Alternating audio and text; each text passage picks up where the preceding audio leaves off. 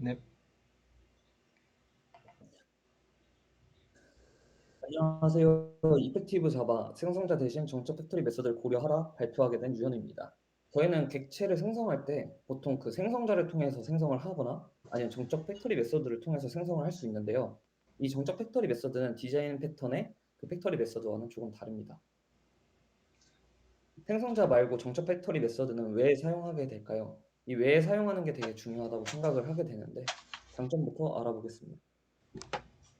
일단 첫 번째 장점은 이름을 가질 수 있다는 장점입니다.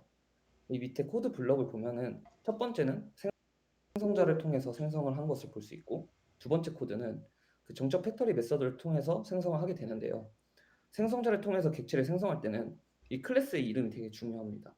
그냥 이 코드를 보면은 나는 빅 인테저를 반환을 할 거야 라는 느낌이지만, 이 두 번째 정적 팩토리 메서드를 이용하면은 소수의 가능성이 있는 빅 인테저를 반환할 거야가 되거든요.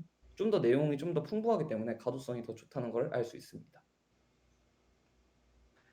네, 생성자의 문제점입니다. 우리가 메서드 시그니처는 그 리턴 타입을 제외하고 메서드명 그리고 파라미터에 오는 타입 정보를 보게 되는데, 지금 하나씩 알아보겠습니다. 첫 번째는 그 스트링 타입이랑 인트 타입이 옵니다. 두 번째는 인트 타입이랑 스트링 타입이 오게 되는데요. 그 스트링 타입이랑 인트 타입을 또 넣게 되면은 그 메서드 시그니처 중복을 인해서 컴파일 에러가 바로 발생하게 됩니다. 그러면 결국에는 이 두 가지 방법을 쓸 수밖에 없는데요. 근데 매개 변수들의 순서를 다르게 한 생성자를 새로 추가를 하게 되면은 이 유저 API를 사용하는 개발자 입장에서 어떤 역할을 하는지 정확히 기억하기 힘든 문제점이 있습니다. 하지만 그 정적 팩토리 메서드는 이 오버로딩에 한계가 없는데요. 하나씩 알아보면은 이 정적 메서드는 이름과 금액을 가지고 유저 객체를 반환한다는 뜻을 가지고 있고, 이, 객- 이 메서드는 주소와 금액을 가지고 유저 객체를 반환하는 것을 볼 수 있습니다. 이 오버로딩에 한계가 없다는 점은 이 메서드 이름이 중복이 안 되기 때문에 어떻게 따지고 보면은 오버로딩 자체가 존재하지 않는 건데요. 그래서 만약 정적 팩토리 메서드로 바꾼다면은 이 각각의 차이를 잘 드러내기 위해서 이름을 잘 지어줘야 됩니다. 두 번째는 호출될 때마다 인스턴스를 새로 생성하지 않을 수 있다는 점인데요.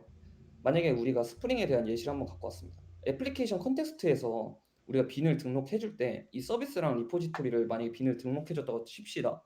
그럼 우리는 그 빈을 주입받아서 사용을 하게 되는데, 이 주입을 어떻게 스프링은 효율적으로 관리를 할까요? 제가 생각했을 때는 이 내부에 my context 캐시라는 이 해시맵을 통해서 하지 않을까라고 생각이 듭니다. 그래서 빈의 이름을 키로 주고 그거에 대한 우리가 빈으로 등록한 객체 정보를 이 값으로 주게 되면은, 우리는 객 컨텍스트에 빈의 이름을 주면은 이 키 값으로 뽑아서 객체를 얻을 수 있죠.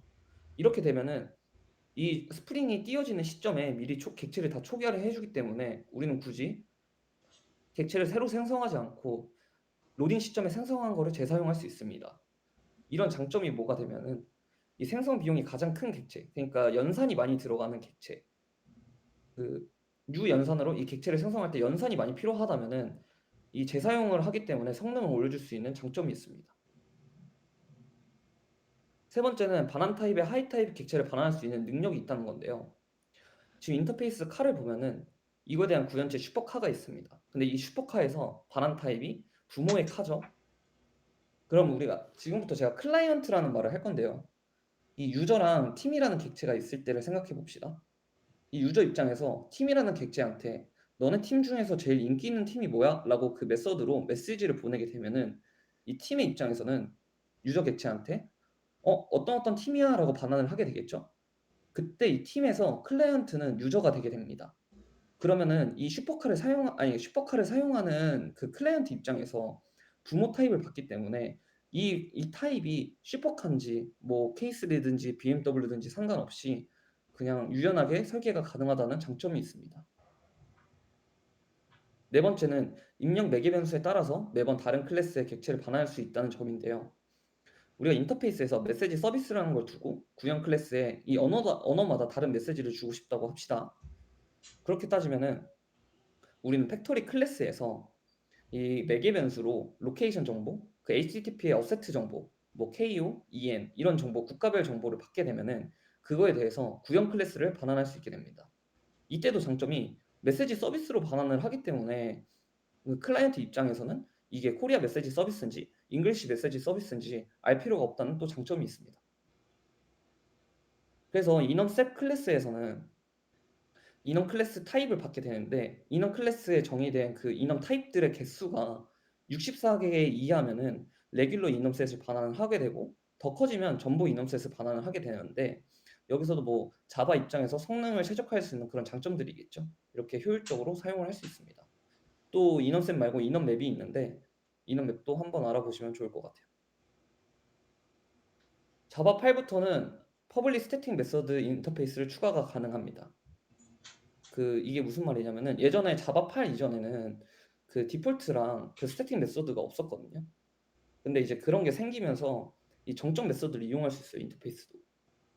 이제 get 메시지에서 매기 변수로 값을 주면은 그거에 대한 반환값을 줄 수 있거든요. 이렇기 때문에 컬렉션 클래스에서 굳이 그러니까 컬렉션 클래스 같은 그 UT 클래스 같은 게 없어도 되는 거예요. 인터페이스에서 다 구현이 가능하기 때문에. 네, 그렇습니다. 그래서 다섯 번째는 정적 팩토리 메서드를 작성하는 시점에는 변환할 객체 클래스가 존재하지 않아도 된다라는 장점이 있는데요. 사실 이 부분이 조금 어렵다고 생각합니다. 일단은 그 전에 잠깐 이 부분부터 보면 서비스 제공자 프레임워크가 뭔지부터 말씀을 드리고 시작을 해야 될 것 같아요. 이 서비스 제공자 프레임워크 또는 서비스 제공자 인터페이스 패턴이라 불리는 거는 개념적인 이야기입니다. 그러니까 이게 어떤 구현 방법을 사용하든 상관이 없어요. 일단은 중요한 거는 확장 가능한 어플리케이션을 만드는 거지 어떤 방법으로 구현을 했냐가 중요한 게 아니거든요. 그래서 이 서비스 제공자 프레임워크를 사용하는 그 클라이언트 입장에서 그냥 내가 유연하게 사용을 할 수 있으면은 그게 곧 서비스 제공자 프레임워크 혹은 제공자 인터페이스 패턴이라고 불릴 수 있다는 소리입니다. 이때 확장 가능한 애플리케이션이라는 거는 코드는 그대로 유지되면서 외적인 요인이 변경했을 때 애플리케이션의 동작을 다르게 동작할 수 있는 것을 말을 하게 됩니다. 그래서 아까 이전 코드를 보게 되면 이 게카라는 코드에서도 그 작성하는 시점에는 변환된 클래스가 존재하지 않게 생성을 할 수 있는데요. 이 자바 6 전부터 자바 6 이후부터 자바 유틸 서비스 로더라는 범용 서비스 제공자 프레임워크가 있어요. 이 범용 서비스 제공자 프레임워크는 잘 파일을 바꿔서 만들어 줄 수 있거든요. 그래서 이렇게 코드를 작성했지만 이 중간에 여기 내용들이 이 다른 카 객체를 주입을 해주는 그 잘 파일을 바꿔 끼면은 된다는 소리예요. 이 말을 다시 말을 하게 되면은 우리는 어떤 구현 방법으로 하든 상관이 없다는 거예요. 여기서는 서비스 로더라는 걸 가지고 이용을 했지만 또 다른 서비스 제공자 프레임워크에서는 또 다른 방법으로 구현할 수 있다는 점인 거죠. 그래서 대표적인 서비스 제공자 프레임워크 중 JDBC가 있는데요. 이 JDBC는 자바 6전에 등장한 개념이라서 서비스 로더를 사용하지 않습니다. 그래서 이 밑에를 잠깐 뒤에 설명하는 예시 코드가 있는데 우선 이걸 간단하게 말을 하면은 서비스 인터페이스는 구현체의 동작을 정의하는 거고 제공자 등록 API는 제공자가 구현체를 등록할 때 사용을 하게 됩니다. 그리고 서비스 접근 API는 클라이언트가 서비스의 인스턴스를 얻을 때 사용하게 되고 서비스 제공자 인터페이스는 인터페이스의 인스턴스를 생성하는 팩토리 객체를 설명해 줍니다. 이 JDBC에서는 서비스 인터페이스 역할을 커넥션으로 하고 그러니까 데이터베이스랑 그 커넥션 맺는 걸 말을 하는 것 같죠. 그리고 제공자 등록 API 역할은 드라이버 매니저 레지스터 드라이버입니다. 우리가 데이터베이스를 MySQL을 쓰든 포스트그레스를 쓰든 몽고DB를 쓰든 상관이 없다는 점이에요. 또 서비스 접근 API 역할은 드라이버 매니저 get 커넥션인데 아마 이 등록한 점에서 그 커넥션을 받아오는 거겠죠. 근데 제가 생각했을 때 이 제공자 등록해주는 부분이랑 내가 사용하는 시점을 분리하게 되면은 이 사용자 시점에서 사용하는 부분만 안 건드리면은 추가 등록할 때 더 많은 드라이버들을 등록을 한다 해서 이 서비스 접근 API가 동작 안 한다거나 그런 일이 없으니까 더 유연하게 설계를 할 수 있는 것 같아요. 그리고 서비스 제공자 인터페이스 역할로는 드라이버가 있습니다. 그래서 이 서비스 제공자 프레임워크를 스프링 느낌으로 제가 한번 만들어 봤는데요. 서비스 제공자 인터페이스와 서비스 제공자를 보면은 인터페이스로 제가 서비스 인터페이스라는 걸 만들었죠. 그리고 이거에 대한 구현체가 있습니다. 서비스 1과 서비스 2가 있습니다. 구현체. 그리고 우리는 애플리케이션 컨텍스트로 빈을 등록하기 위해서 그 config 파일에서 그 빈으로 등록을 하죠. 골뱅이 configuration을 써 가지고 그때 코드를 제가 한번 갖고 와 봤어요. 그래서 우리는 이 서비스 1이랑 서비스 2를 등록을 하게 됩니다. 이게 서비스 제공자 등록 API라는 거예요.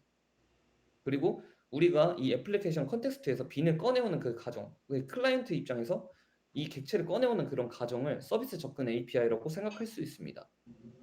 지금 여기 코드에서는 없었는데 제가 여기서 config 클래스에서 받아온 거를 이 my application 컨텍스트에서 사용할 수 있게 그 리플렉션을 꺼내서 썼는데 그건 다음에 첨부 파일로 보내드리겠습니다.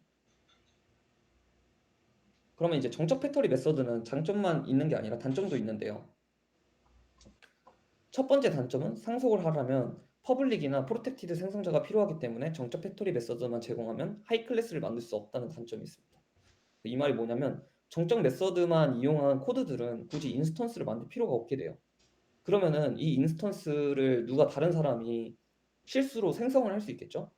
그렇기 때문에 이 인스턴스 생성을 아예 막기 위해서 프라이빗 키워드를 박아주게 됩니다. 그럼 이 프라이빗 키워드 때문에 또 문제가 발생하게 돼요. 바로 상속을 할 수 없다는 단점인데요. 하지만 이런 단점을 회피할 수 있는 방법이 없지 않아 있긴 합니다. 이 컬렉션스, 이 마이 컬렉션스라는 클래스에서 이 컬렉션스라는 그 클래스, 이 프라이빗으로 막혀 있는 클래스들 있죠. 이거를 위임받아서 사용할 수 있어요. 그러니까 내가 코드 메서드를 작성을 하는데 여기서 필요한 부분은 컬렉션스한테 위임해서 이걸 처리해줘라고 부탁을 하게 되면은 이 마이 컬렉션스 쓰면은 마이 컬렉션스를 쓰는 클라이언트 입장에서는 좀 더 그냥 컬렉션스랑 비슷한 기능을 제공하는데 좀 더 확장된 것 같다라는 느낌을 받을 수 있겠죠. 그래서 이런 식으로 상속이나 아니면 합성을 이용해서 처리를 할 수 있고요. 그리고 정적 팩토리를 제공하면서 생성자를 제공하는 방법도 있습니다. 우리가 어레이 리스트를 보면은 파라미터로 타입을 주게 되는데 가변 인저를 받게 되죠. 근데 받게 되는데 결국 안에서 내부에서 생성자를 통해서 사용을 하고 있어요. 이 말은 우리가 굳이 as 리스트를 안 쓰고 그냥 new array 리스트로 생성을 또 할 수 있다는 점입니다. 근데 개인적으로 저는 뭐 이거는 자바 개발자분이 이렇게 하셨지만 조금 모호한 부분도 있지 않나? 라는 생각이 들긴 합니다. 그리고 두 번째 단점은 정적 팩토리 메서드는 프로그래머가 찾기 어렵다는 점인데요. 여기서 생성자처럼 API 설명에 명확히 드러나지 않으니 약간 이 점이 뭐냐면 이 new 연산하고 클래스 이름이 오게 되잖아요. 그 new 연산 자체가 뭘 말하냐면은 나는 어떤 클래스를 생성할 거야 라고 알 수 있는 거죠, 생성자는. 근데 하지만 정적 팩토리 메서드는 어떤 클래스에서 나를 생성해 주는지, 그러니까 어떤 팩토리 클래스가 있는지 레퍼런스를 다 찾아보고 찾아봐야 된다.